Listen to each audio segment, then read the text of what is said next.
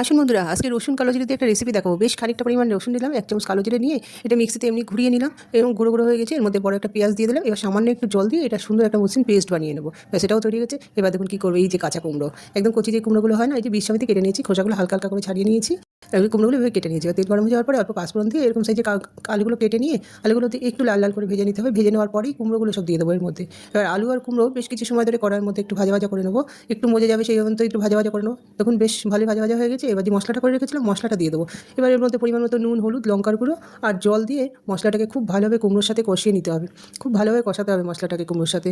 এবার খুব ভালোভাবে মশলাটা কষানো হয়ে গেছে। এবার এর মধ্যে আমি পরিমাণ মতন জল দিয়ে দেবো। খুব একটা বেশি জল দেবো না, কারণ কাঁচা কুমড়ো তো, এর থেকেও কিছুটা জল বেরিয়ে আসবে। এবার জল দিয়ে কুমড়োটাকে বেশ ভালোভাবে মিশিয়ে নেবো। একটা থালা দিয়ে ঢাকা দিয়ে দেবো। বেশ কিছুটা সময় পরে ঢাকাটা তুলে নেবো। এটা প্রায় হয়েই এসেছে। আবার একটু খুন্তি দিয়ে নাড়িয়ে দেবো। দেখবো কুমড়োটা কতটা সিদ্ধ হয়েছে। বেশ কুমড়োটা দেখুন ভালোভাবে সিদ্ধ হয়ে গেছে কুমড়োটা। এবার এর মধ্যে স্বাদ অনুযায়ী একটু চিনি দিয়ে দেবো। 2 চামচ চিনি দিয়েছি আমি, কারণ কুমড়ো তো, কাঁচা কুমড়ো একটু মিষ্টি দিলেই ভালো লাগবে। এবার করে খেয়ে দেখবেন।